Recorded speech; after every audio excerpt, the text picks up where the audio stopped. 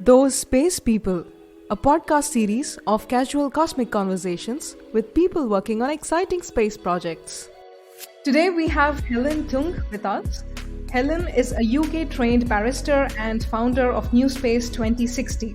She has clients from all across the world and she is currently based in Dubai. Welcome to the podcast, Helen. Thank you. Thanks so much for welcoming me. Helen, you've donned a myriad of hats even before entering the space sector, right? Was it your experience with maritime law that brought you into space, or what really attracted you into the space sector? Yeah, thank you. I guess that would be a logical, deduction, particularly from a legal background. But actually, what really got me into space was meditation, of all things. And it's Vipassana meditation, I think, that got me into it. Of course, when we talk about space, we talk about the universe and we talk about our connection, with others. And it was really, to be honest with you, I got into space on a more spiritual level, and then I got into it on a more practical level, where I also had the opportunity to go to Singularity University and spent 3 months at NASA. And I think that, as an accumulation of events and also trying to co-found a satellite propulsion startup, sort of opened the door for where I am now, helping entrepreneurs, helping businesses, and being involved in space now. So, yeah. That's fabulous. I've did once, I guess about 5 years ago, I did a 10-day program at Vipassana Center in India. Oh, So, wonderful. I mean, it's fabulous that it got you into space, but maybe that's a topic for another day when we meet in person sometime. So, Helen, you worked with arbitration, you also deal with mediation and a lot of dispute resolution methods. So how do these legal instruments and everything else work differently for space, let's say in comparison to maritime law? Mm. That's a really, really good question. In fact, I would probably take it a step back in terms of dispute resolution, how matters are resolved. So as space is very, broad brush. And when we think about space, normally we think about, state to state interactions. In the same way, it's what we call public international law. And then when we have issues related to private entities, then it's usually private law or commercial law. So if I could maybe explain it like this. So as you may know, we have, treaties, and we have forums such as the International Court of Justice. We have public institutions like the United Nations of Outer Space. All these entities play a role in either developing legislation, resolving disputes on a state level, right? And then you have the private sector, which is becoming increasingly more important because of, recent laws, particularly in the US, in Luxembourg, which allows for, say, private space mining and, increasingly greater interest from the private sector. So to give you an example, is since being in the UAE here for the last few years, I've contributed to the reinsurance of rocket launches and satellites in terms of the legislation in the UAE, in terms of guidance for space startups. And then now there is, if you've been, watching the news over the last few months, there was also a launch of the space courts. So you might ask, well, how does that work? Well, in essence, the idea of a court, be it, for private or be it for international law purposes, is pretty much the same. So you have some judges, you have advocates for both sides of a dispute, and then they're normally what we call public forums. So you and I, if we're interested, we can go to these courts. Now, when you talk about arbitration, it is slightly different. So arbitration is a bit of a closed setting where the parties between themselves can choose what language they want to resolve the dispute. They can select their own judges, which are arbitrators. They can select the forum.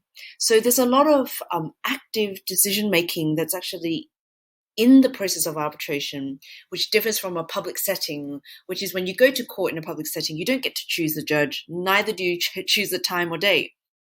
But in arbitration, it's quite unique. One of the things that I personally feel as we move, and we can probably anticipate as commercial activities increase, then the chance of disputes will arise purely on the basis of contracts. So the volume goes up, be it good things or bad things, what you can imagine happening, or contracts being breached, or issues arising, it no doubt will happen. So the idea of a space court at this point in time, we're still in discussions in terms of how it would work out, because we're working on a user's manual. Though the idea being, for me personally, the unique thing about space, like any subject area, so you mentioned about maritime, is obviously you've got the law, and then you've got the subject matter expert. So for me, I think it's really important we don't just, sort of get a whole bunch of judges from whichever jurisdiction, although this is going to be important, to just do space law. We need some training. In other words, in the same vein that you're in engineering, and I'm sure, in engineering, there are many different fields of expertise. I think one of the important things is just an appreciation of how the space sector works, like how satellites, orbit, and, how rockets are launched.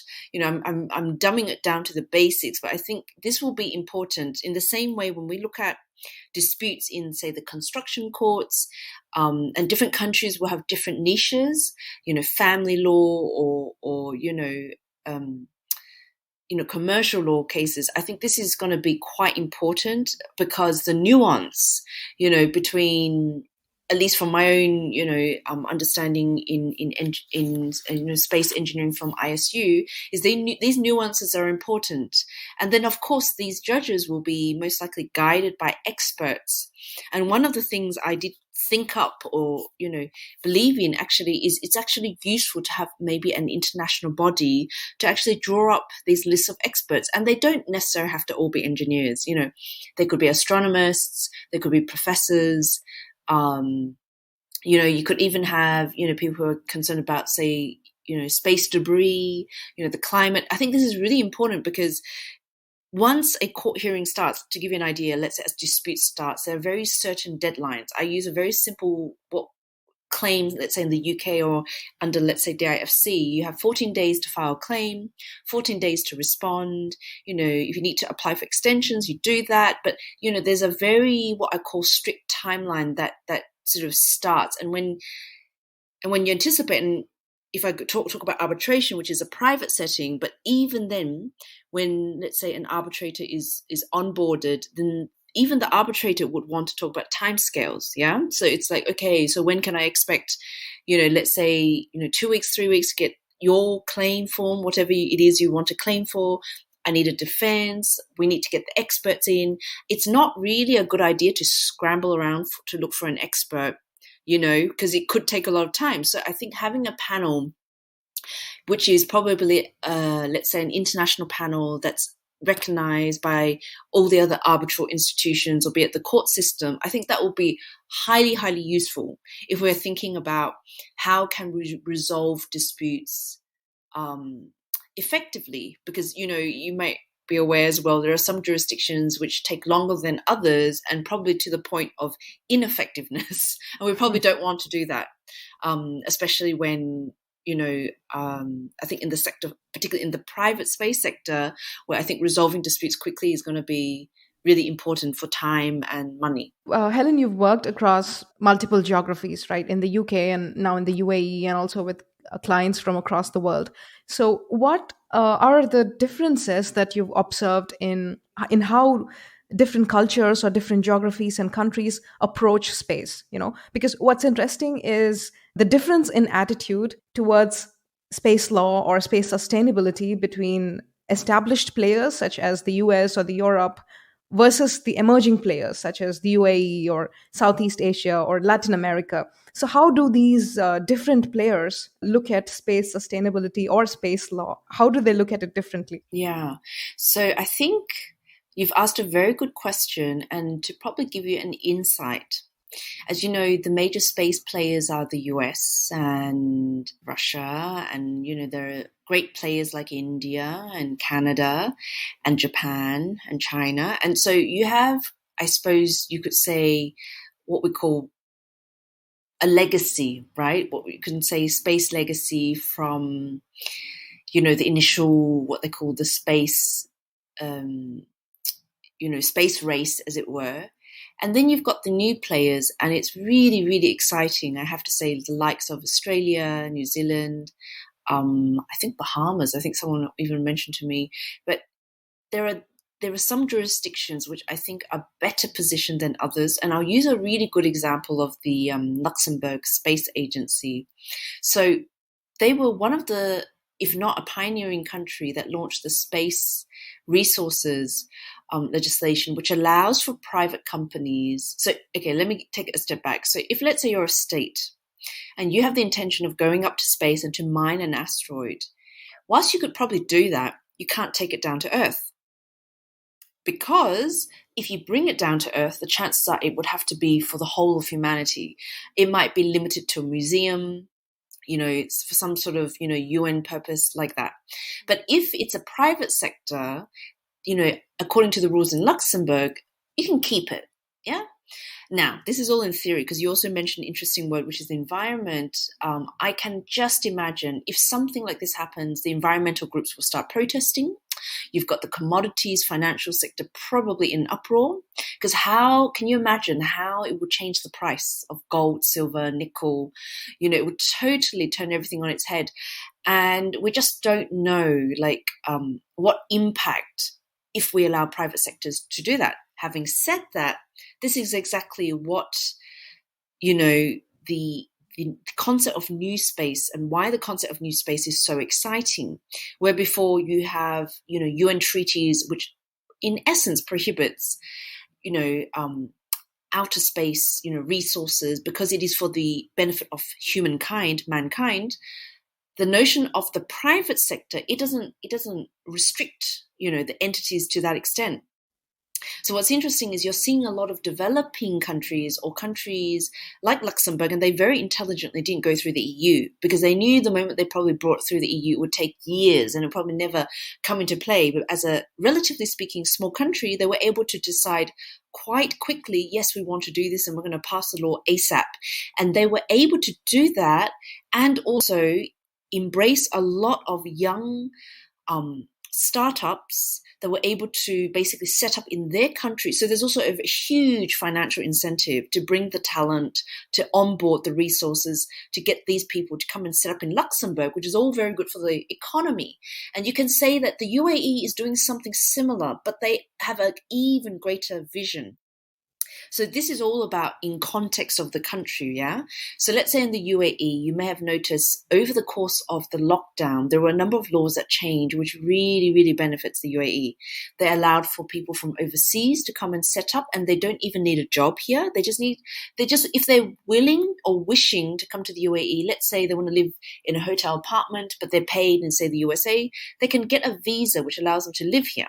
Okay, so that's benefit number one. So what do you say UAE has to offer? Well, they've got the sunshine and they've got the beach. Those are two main things. Then they changed the law, I think about a few weeks ago, to allow for coders, specifically, I think 100, 200 coders, to get permanent residency here. And I think, when I say permanent residency, we're probably looking at 5 to 10 years.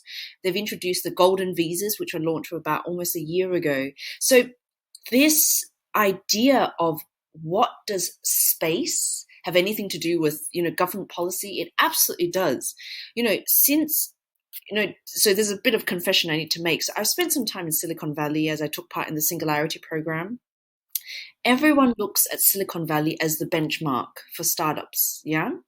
But what I've seen through my travels and through, teaching entrepreneurs around the world, be it, Switzerland, Bosnia-Herzegovina, Hong Kong, Australia, is you will see that each country aspires to Silicon Valley, but they want to grow organically. So they want to do it their own way, And so when you look at the UAE, what is really incredible is they have a vision, which I literally say is a vision. When I first came to the UAE, they have a tower called the Emirates Tower, which houses obviously the Maktoum family enterprises and all the entrepreneurship, the youth hub and all that. And they have a ministry, I think it's called, the Ministry of the Future or something like this, which absolutely makes me laugh. But at the same time, it shows me that they do have a vision. You think about it, you've got the Expo coming, they're the first country to launch, the Hope probe, to Mars. There is just so much optimism that I think, whereas the developed economies, I'm thinking specifically perhaps in Russia, in US, in the UK, to a certain extent, some countries in the EU, to that extent, they may be disadvantaged. But for the developing countries where the laws are new, there are no laws on it. In fact, they don't even have a space agency.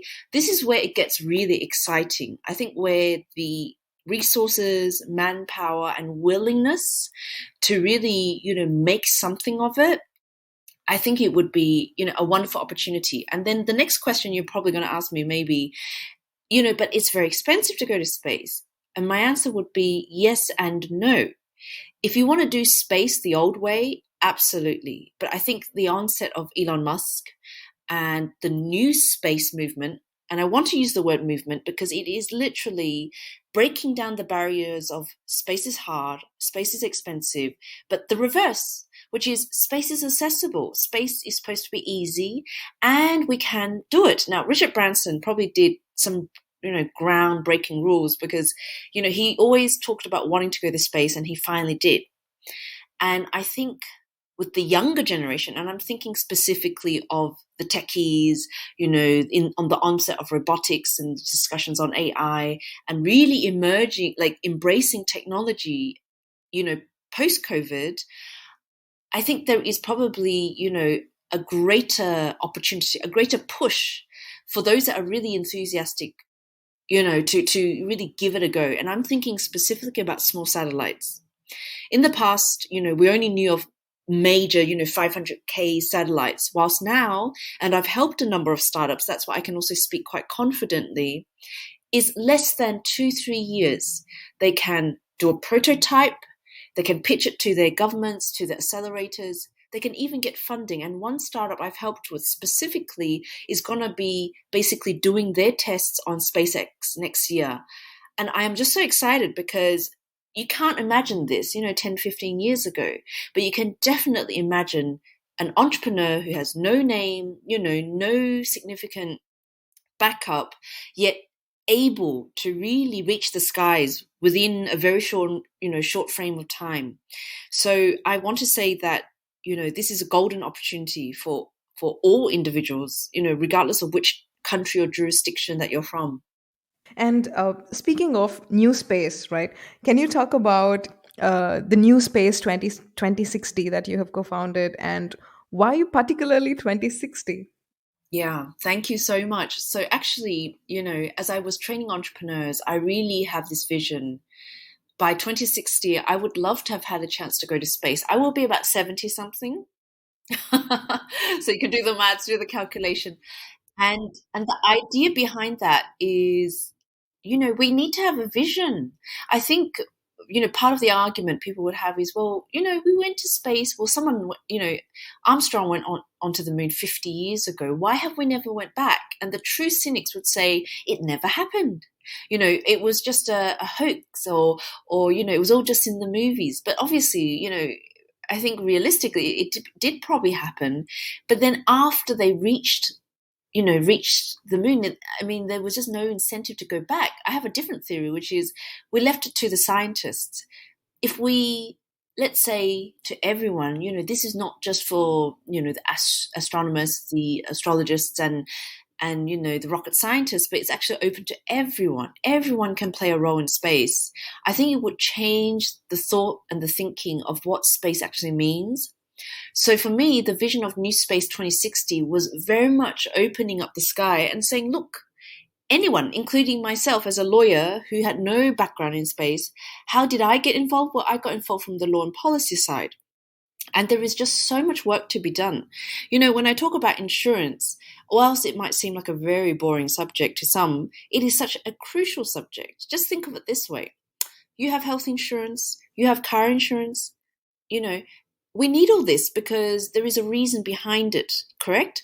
Yeah. So then if you think about it, I spoke to some people how I helped out in the autonomous shipping side and actually saw the launch of insurance for autonomous ships. It's the same thing. No one, and I mean it generally, no one is going to risk their life or their money on a business that is not going to be guaranteed if there was any sense of risk. And when you start talking to businesses, and I had this experience in Japan, when you talk to businesses, why don't you go from this massive satellite to this small startup with a small satellite and have faith and trust in their technology, well, they might just laugh at you, correct? So what you want to say is, but wait a second, you can actually buy insurance that covers you in case of an incident or an accident in the same way for health insurance or car insurance. Then as a business, you're more likely to take on the risk because you're likely to say, well, actually, they're credible. Or if the insurers are going to insure me on this endeavor, then chances are, they've done the maths, there is a way of assessing this kind of risk. So what is important is from turning the startup concept of, oh, this is a great idea, into a proper business whereby, you're going to have clients that are going to rely on you. You're going to have purchase orders. You're going to have to deliver. So it's no longer a prototype in the purest sense. Of course, as an entrepreneur, as a startup, you can probably get away with it for a number of years. But then later on, your clients or your customers or your investors are going to start to expect results. You're not going to just be talking about going to space. You have to actually deliver and send, whatever you said you're going to send to space or whatever service you're going to deliver. So I think for me, 2060 is my own, goal. I know there are different organizations that have earlier ambitions, like the UAE has like 2030. You've got probably Elon Musk 2045. I think the Moon Village Association is something along that. But it's this idea of, it's an exciting, for me, it's a date which is symbolic. Usually we mark, important dates, when, the launch of the first X or, the first this and the first that. So I'm sort of working behind backwards. And so that's the symbolism of the date. I think it's also quite motivating to kind of work backwards, right? Because we know what we are going towards.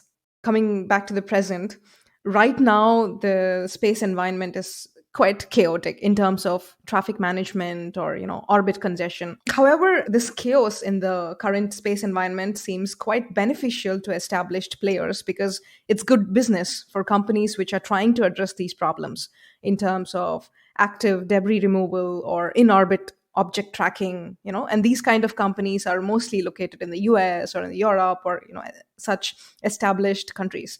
So in such a scenario, are there any incentives for these established players to try to solve these issues for everybody else, for the whole world? Yeah, I would probably differ slightly in what you're saying. I agree that it's an ongoing concern to the established players, but I would probably say for the new space, probably even more so. And I'm thinking specifically of one Japanese startup called Astroscale, and they've been so successful in Japan. And have had such great reviews. I've actually visited, I'm a bit biased because I've actually visited their offices in Tokyo. I've actually met with their founder and, their BD people. And I want to say they are, you've got to understand their story. I think this is the biggest difference between when we talk about government entities doing a job and the private sector. Okada, who co-founded Astroscale, he had no space background. He was a financer. And, when you think about what is your legacy in life, apart from making lots of money, is you want to solve the problem of space debris, well, they're going to, they say it and then they go off and do it. And this for me is the most inspiring thing about space is, and I particularly want to emphasize that it's non-space players getting involved. Yeah, it's like saying, well, if a space engineer is going to solve a space engineering problem, that's great. I expect them to do that. But if it's someone out of the norm, that for me is beautiful because then you're really thinking out of the box how to solve this problem. Now, if you think of it this way, it's a chicken and egg story. So where did all this space debris come from? Well, it obviously came from previous launches of which, the older, space or the original space players there. So the problem is not new. The idea of seeking a solution, you could say, is more new. And there are some incredible professors out there, academics, really, for me, really, pulling all the stops to try and highlight A, it's a problem.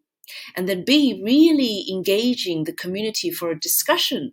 Now, if we were to draw a parallel between space debris and the environment on Earth, there is absolutely a discussion. And I really want to say that Netflix has done an amazing job, to highlight problems with the environment. And I'm going as far as, issues of illegal fishing, the environment in terms of, agricultural farming and all this kind of stuff.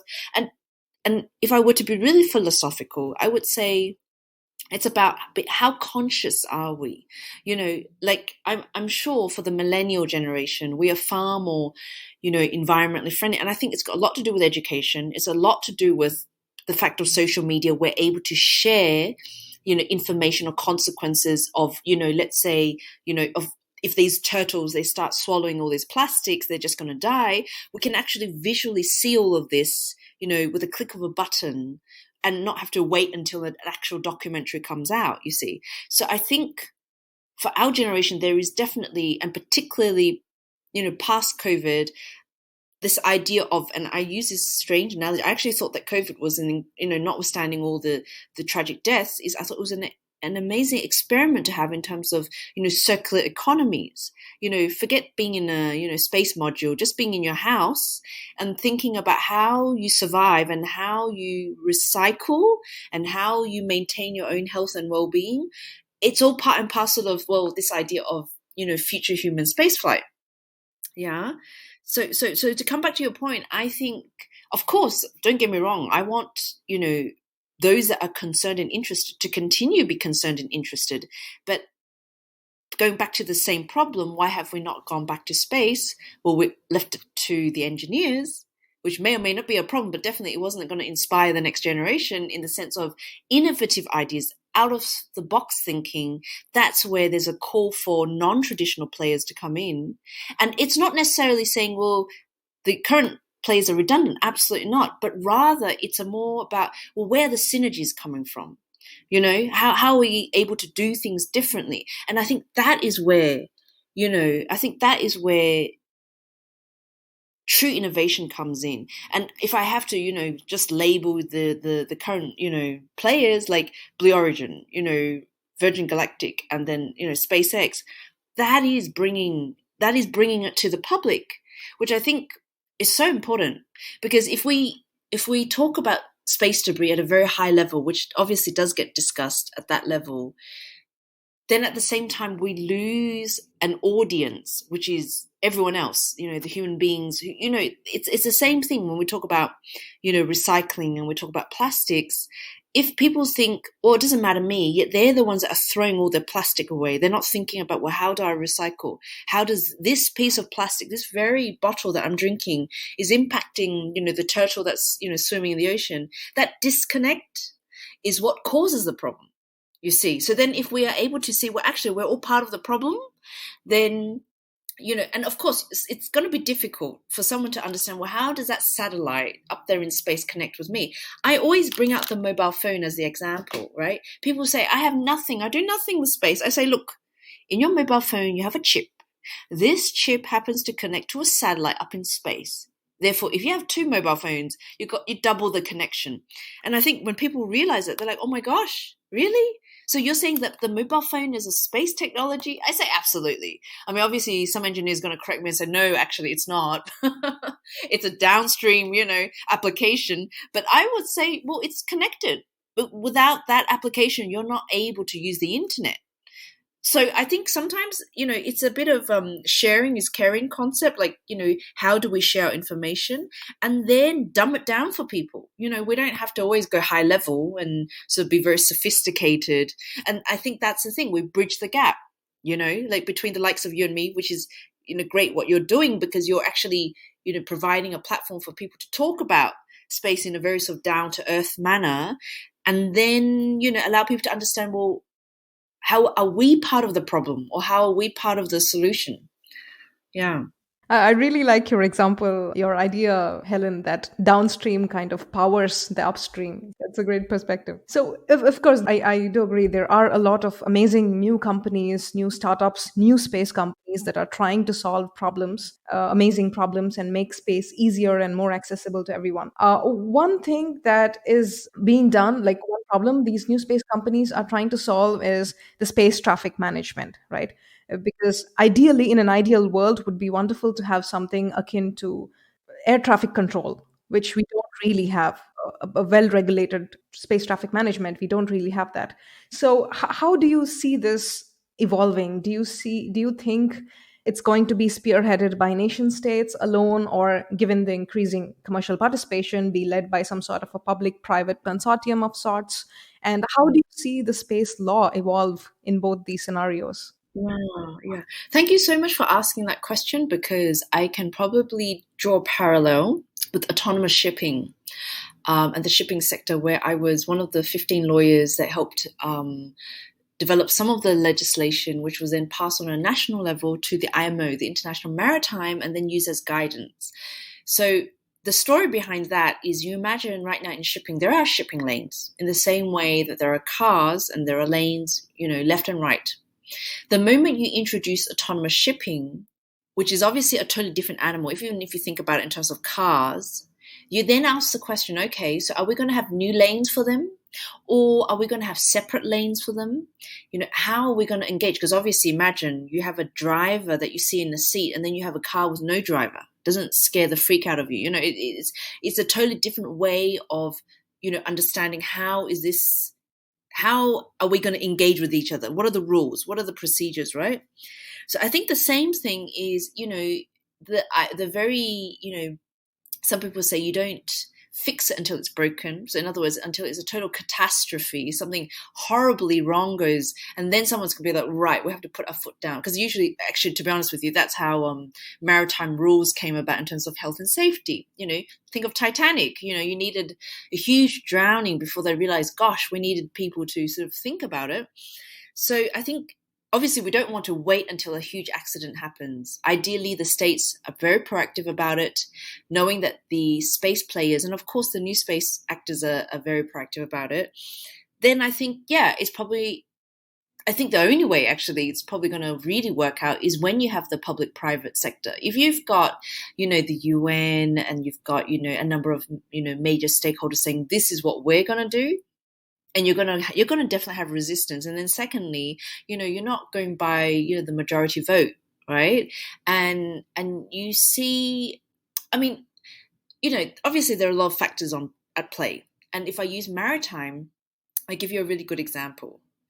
In the maritime world right now, let's say I was probably a bit too ahead of my time when I start talking to Asian countries about autonomous shipping, because they were just not interested. They're like, you know what? I asked them, what is your biggest concern right now? They're like, my biggest concern is getting a shipment order, which is obviously miles away from developing an autonomous ship. But in Europe, where they've got advanced technology, they've got the resources, they're up there. They're up there with autonomous shipping. Now, by the time, let's say, and I'm just using this as a pure analogy, the developing countries are interested, they're too late. You understand me? They're too late from a R&D perspective. They're too late from a let's get the roads ready to, introduce these products on the road. And so what you end up having is an unfair, there's no level playing field. And I think that's the biggest concern in space from a very high level kind of perspective. So that's why I would say in terms of space traffic management, it doesn't matter if you're a new player or not, you need to get involved. Because this is also a false fallacy. People think their voice doesn't matter. They think, oh, we're just a small nation state. Oh, we're just a small startup. But even though you're just a small startup, because this is where everyone starts from, you might end up being very important purely because, you're able to move quickly. Not like, the bureaucracies of certain companies or certain states. And so I think for whoever who's listening to this, whoever is interested, continue having interest, because their voice is going to be important, and this comes to the point of having nothing to do with space.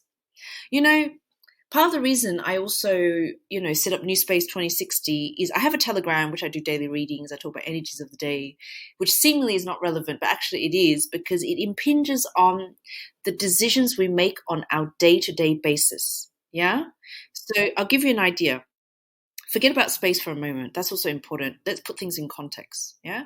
Let's say you have a brilliant idea, but you choose never to do anything about it. So is that a loss to humanity or what? Just think of it like this. Don't think about, well, it's just my idea. It doesn't really matter. Well, the problem is if you don't think your idea is any good, clearly you're not going to be able to convince anyone else, right? You're not going to be able to convince the investors. Neither you're going to convince the world, right? And I can confess something. I'm an ideas person. I remember in high school, one of the most impressive things for me were philosophers, because I thought, wait a second, the likes of Plato, Aristotle, they all died, thousands of years ago. But what allowed their existence to continue was the very ideas they had, which are now passed on generation after generation. So what I'm trying to say is, for some startups or for some individuals, their life is all about, I'm going to make lots of money. For some people, it's like, well, I want to, have as many kids as I can have. Some people, it's, I want to develop an invention. But for the likes of me, actually, for me, it's more about the theory.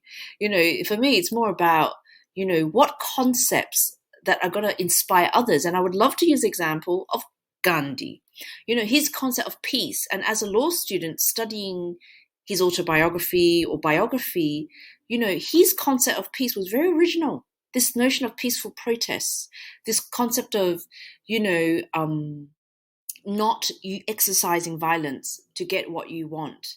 And actually it worked, right? So what am I trying to say? I'm trying to say that in this idea, be it, space traffic management, be it space debris, we should never think it's too above us, it's too hard, we can't do anything, I'm just an individual. Rather, we need to figure out, what can I do? What do I want to do? And then slowly, by voicing whatever thought you have, surround yourself by like-minded individuals. It could be the investor, it could be the co-founder, it could be the university, whoever, and to support your idea. Now, the true test, obviously, is whether anything happens from it. Yeah. So I've seen a lot of startups with a great idea. It doesn't fly. It totally doesn't fly because the idea, basically comes to an end. They don't have the wherewithal to get the investment, to get and let's be honest. I always say, out of 5 entrepreneurs, only one will succeed. But I give credit to those who try. Yeah. So I think it's don't disadvantage yourself by not trying at all, right? I've spoken on so many channels. In fact, I spoke on another channel to inspire young entrepreneurs. Is when does this startup fail? It fails the day you decide to not do anything, right? So in other words, if you decide right now you've got a great idea, you're not going to do anything about it, it's failed. If you say, okay, I've done so much, I've worked so hard, I'm going to stop now, that's failure. Now, don't get me wrong, I'm not saying failure is necessarily the end of it. I look at failure like, oh, I tripped over and hurt myself. I'm riding a bicycle and I fell over the bicycle. That is an important part of the process of being an entrepreneur. You will fall, and you will fall many times. In fact, I'm the kind of advocate that would say fall quickly. Yeah, learn your lessons fast and understand how quickly can you stand up and say, it's okay, let me try again, right? Because the entrepreneur that's going to fall, cry, and say, that's it, I'm going to quit, obviously that's not for them, yeah? It's the entrepreneur that fall, cries, and says, okay, I'm about to quit, but I actually am still inspired to give this a go. That is the entrepreneur you want to put your money on and bet on them, to continue doing the work. And it's not easy. It will get to a point where people will really need to decide, do I sell my business? Do I sell the house I'm living in? And I've had entrepreneurs, by the way. I can share a really, heartfelt example where I was in America. I was speaking to a space startup, and they literally went from, getting all the funding that they needed to, we have to basically get rid of staff. It's either I'm going to starve or I'm going to have to sell everything, including my own house, and move in back with my family. And at that point, I realized he needs help. And I don't mean just financial help. I needed an advisor who was able to talk to him on a very sort of like, let's get your head straight. Let's talk about this. Are you sure you want to do this? Or you want to go back to maybe a paid job for the time being? And what happened was I got a very senior CEO from a very big space satellite company to speak to him one-on-one, even she advised him, why don't you just go and sell your assets? Yeah, sell your assets, save your ass, so that you can survive. And he's like, no, this is my startup, this is my baby, and I am going to do this.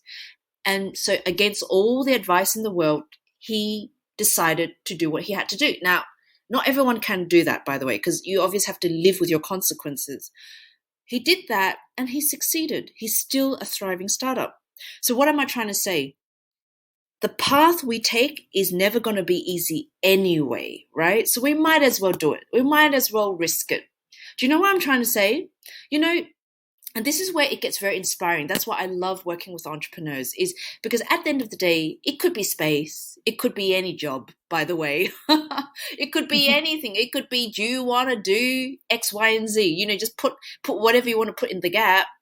But you need to take that risk, listen to all the naysayers, either saying you're not smart enough, you're not talented, you're not rich enough, and you say, what the hell, I'm going to do it anyway. And this is, for me, what keeps me going in terms of space, because I think it is about testing the waters. It is about testing yourself more than anything, because if you don't trust yourself to do it, well, hey, how can you expect other people to trust you? Right? So for me, what I love and what I really enjoy about training entrepreneurs, because this is the thing about me. Yes, if they're going to be successful, they will fundraise. Yes, if they're successful, they're going to be able to get their names, all over the billboards and all over social media. But for me, definition of success is not that. For me, when I work with entrepreneurs, it's to allow them to realize, wow, this is my strength. This is what I can achieve. For me, that is success as a coach and as an advocate. Yeah, sorry, I sort of detoured from your question, but you brought some really, important stuff out. Yeah. Yeah, I mean, that's what they say about startups, right? Startups don't die, they just commit suicide. So, Yeah, and hopefully not. Hopefully they just take rest and recover. UAE is actually quite an exciting space player right now. What kind of opportunities does UAE offer in terms of, let's say, employment for engineers, scientists, space lawyers, or other professions, and space research, and even startups or entrepreneurship? Yeah, thank you for that. I want to say that that the UAE is unique in the sense that it's in transition on many, many levels. So I'll give you an idea. So let's say Australia, UK, they're quite developed economies. In the UAE, it's still a relatively speaking young country. If you're an entrepreneur and you have big ideas and big dreams, then I say UAE is a good place to come to for all kinds of reasons. And I say that from the perspective of you're going to be testing yourself like no other. Like, let's say you are from India, I'm from Australia. Let's say, you're from your own country, you speak your own language, you understand how people work. When you come to the Middle East, or at least you come to the UAE, you're going to find yourself, you're going to be in a spectrum of either really successful entrepreneurs or people who are really struggling. You're going to find yourself in scenarios where you may never envisage. For example, I've managed to negotiate deals where, the investor was speaking Arabic, the client was speaking Arabic. I go, you know what? You guys just speak in Arabic because you're comfortable speaking Arabic. Once you guys decide what you're going to agree on and we're ready to sign the contract, just let me know. So I was sitting in the whole meeting comfortably allowing them to speak in Arabic. And, you got to trust yourself, obviously. You got to trust the business people.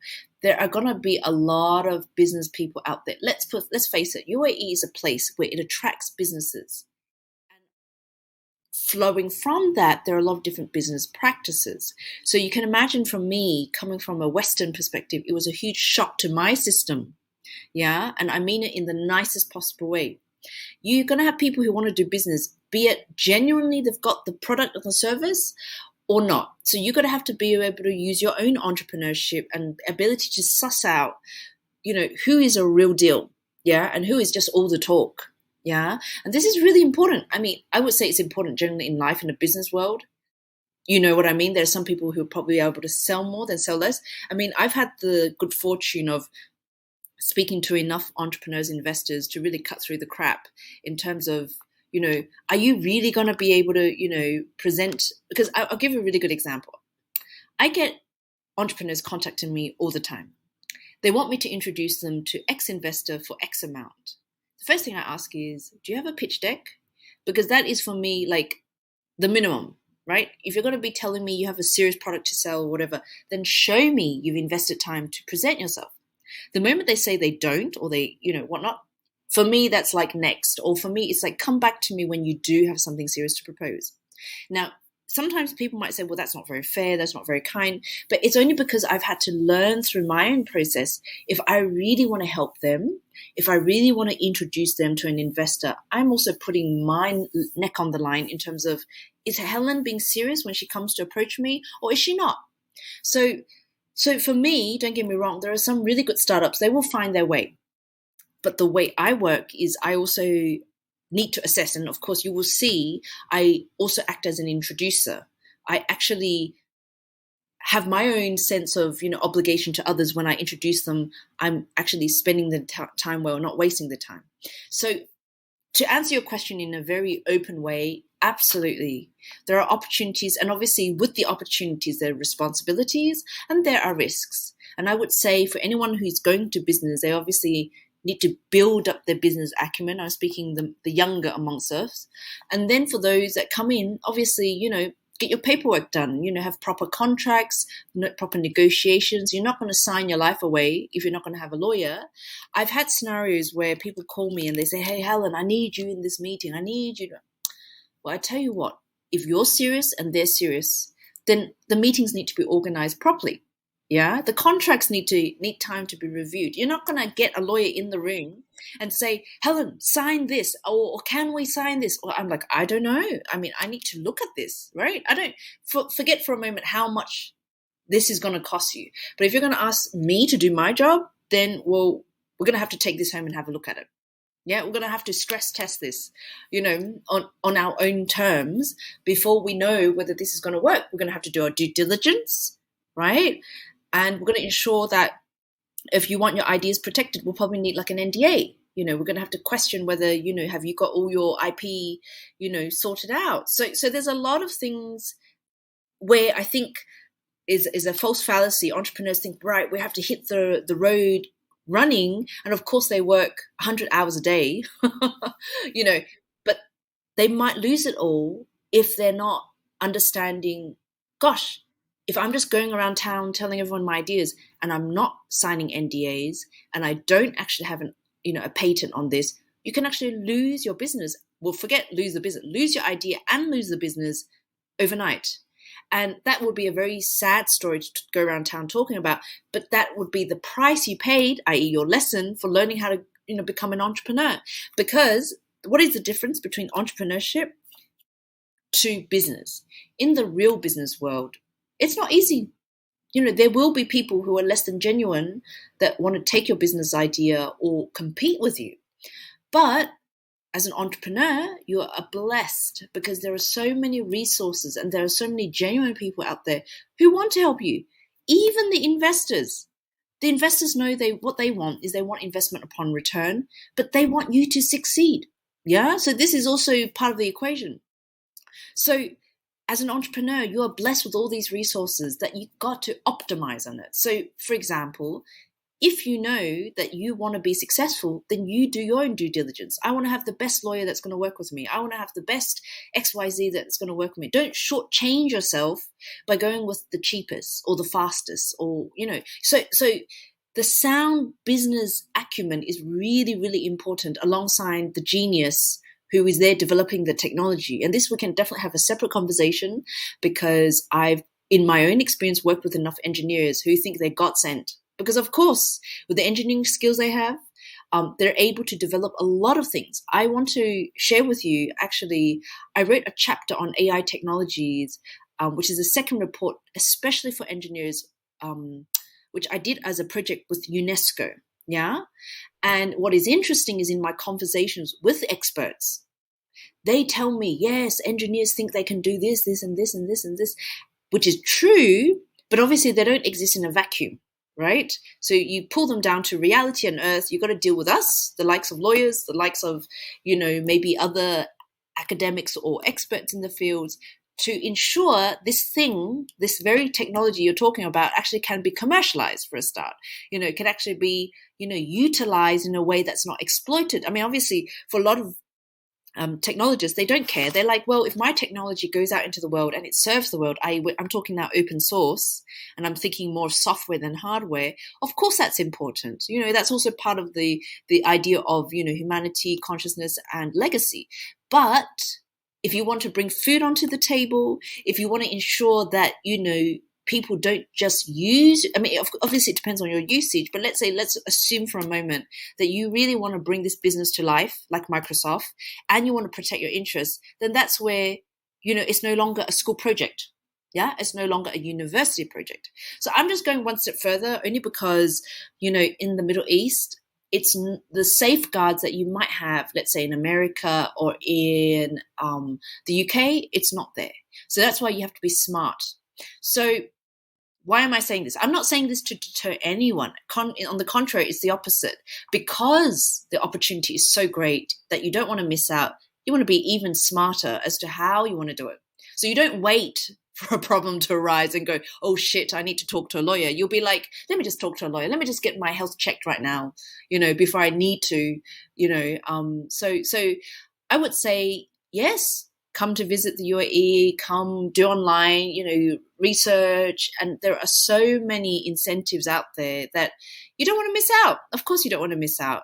And if you find that this is a place that you could try, then why not? That's my attitude, right? Like, would you rather sit there and go, oh shit, I really wished 10 years ago I had done this? Don't live a life like that. Don't be the kind of person that sits there and regrets. Say, I want to give it a try. I really want to see where this will go. And if it doesn't work out, it doesn't work out, but it doesn't have to be the end of the world.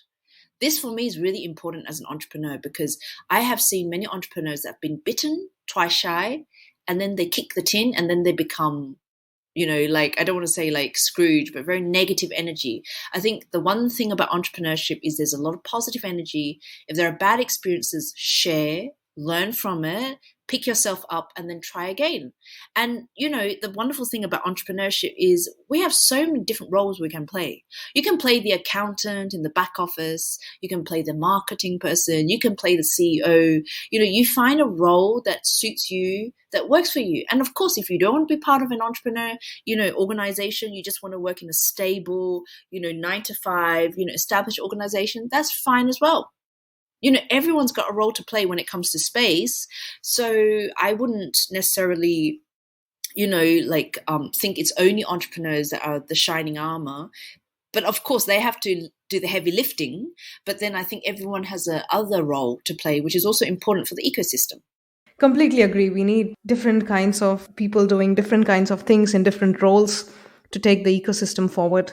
So, Helen, what skill set do you think is required in addition to a law degree to pursue a career in space law? Oh, very good question. Very good question. I would say my own personal bias is enthusiasm. Ironically, it's not the law. The law, I tell you, is something anyone can learn. But your sense of curiosity, your sense of wanting to understand, this is where I don't think, this is self-initiated. This is not something that is going to be like, right, you sit there and you try and study engineering, right? Unless you have a heart and a passion for it, it's not going to happen. And it will show. It will genuinely show. I think there is a difference between being the technical expert, in other words, the person that regurgitates the law, because there are a lot of lawyers out there that are like that do the rote learning. But then you'll get to the point where, what are you trying to do? What is the role of a lawyer? A lawyer is to be a trusted advisor. Obviously, there are some lawyers that end up becoming, an academic, and then they want to understand how the law impacts society and all that. That's all good. But let's say for the purposes of this conversation, you're looking at someone who will help the space startup. Then I would say they have to be invested and they need to understand how they're helping the business. So I talk about two things: being the trusted advisor, and then at the same time asking yourself, how am I adding value to this?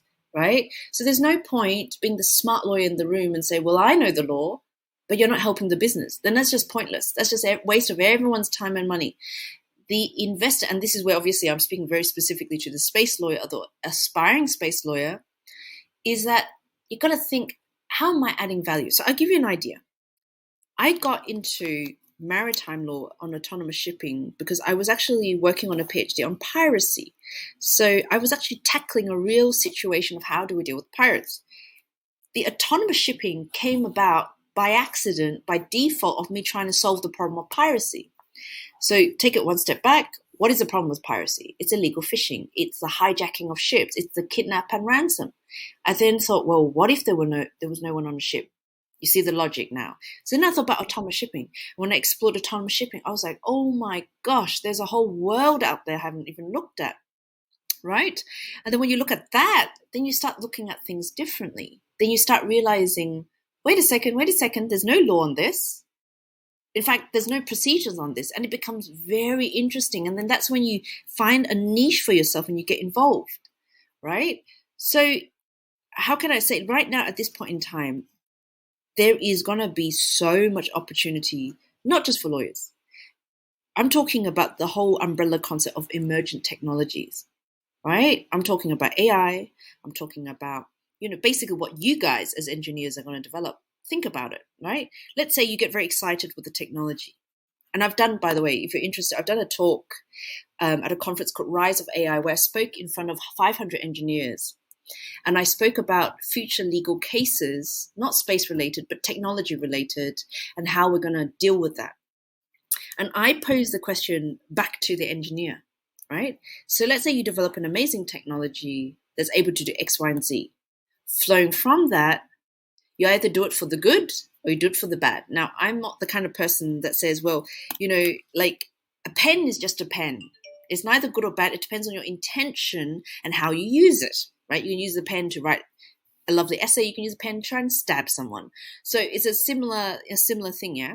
So when I talk about the AI and technology, it's the same thing. At the UN, there's a whole talk about the AI for good, AI for good. So you got the AI for good, or you could use AI for warfare, yeah? But flowing from that, obviously, there has to be some understanding of how we're going to use this technology, be it for good or for bad. More recently, there are some really amazing, AI personalities where basically, it's not fake news, but it's like they can replicate some personas as if they're talking. Yeah, like breaking news, Obama is speaking, but actually it's not Obama. It's actually an AI. Yeah, it's an AI computed replica that looks exactly like Obama announcing the news on X, Y, and Z, but it's not him. So then there's all these other flowing issues of, cyber, of, all this. And this is where, it actually does impinge more than just law. It impinges on societal values. It impinges on, what is acceptable, what is not acceptable. And this is where, going back to your idea of, well, is the law going to be developed by the states, or is it going to be a stakeholder, public-private approach? Absolutely, right? Because it's not for anyone to say, well, I think this is how the law should be, because it's not going to work if people disagree, right? So I think particularly, and if you don't mind, it's about space. Yes, absolutely. Human space flight. That is absolutely, first and foremost, it's not just partly entertainment. Safety has to be ensured as much as possible, right? Otherwise it would be like a suicide mission, right? So, people need to be comfortable and confident. And then what are the safeguards and all that? But then we really need to talk about technology as well, because the power of technology, like we all know, I remember I used to joke how I used to have a cousin back then, who's no longer obviously 5 years old, but back then at 5 years old, whilst he couldn't even write his own name or whatnot, he could, play computer games pretty damn well, to the point that I'm feeling embarrassed. So if we know, in terms, I'm thinking and speaking specific of millennials, that they are of a totally different generation, with a totally different skill set where, it's no longer the paper, the pen and the chalk and the boards. And we're talking about technologies, I always think of it like this. With great power comes great responsibility. Our downfall would be not knowing that we have great power and the responsibility that goes with it. And I'm going to actually recommend a really great psychologist and speaker, Jordan Jefferson, I think that's his name. He talks a lot about responsibility as young. He talks specifically about young adult men, but let's just say generally, let's say us, this generation, right? It's all good that you can be so smart and you can do all this. What are you going to do with it, right? What are you going to do with it? And where are the checks and balances that go with it, right? And I think he whilst he's a psychologist, he talks a lot of ethical, philosophical questions, which I think we also need to think at the forefront and not at the back end. Yeah. So I think this is where it gets very interested. So I think this whole. So I think I'm not answering your question. Am I answering your question? But I think to the point of who needs to be part of this discussion, how can we get involved? I think it needs to be looked at, holistically. Yeah, that's my view. Were you talking about Jordan Peterson, or is it? Yes. Okay, great. The Canadian professor of psychology. And okay, I will definitely look him up. Interesting. It's great to know that you didn't say having a law degree is the most important thing and that anyone can. So that's great. It opens this up to a lot of people. That's very interesting. You've shared a lot of insights into your world and how space law and the whole landscape, Helen. Thank you so much. And one last question is, if space enthusiasts or young professionals or students want to reach you, what's the best way to do so? Yeah. So I have a Telegram, and I would encourage people to join. And I'm also on LinkedIn. So I encourage young professionals to basically, start networking as soon as possible. And then for those who want a bit more lighthearted, I guess following what I'm doing, then Instagram is also a way.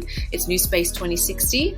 And that is more personal, so you've got LinkedIn, which is more professional, Instagram, which is more informal, and then Telegram, people are interested in hearing, my daily readings. And I, from time to time, also run courses. And then, of course, I also do consults as well, consultations, like one-on-one, how people want to, work on what they're doing. So, yeah. Thank you very much, Helen. It's been a super fun conversation. Thank you so much. You've shared a lot of insights.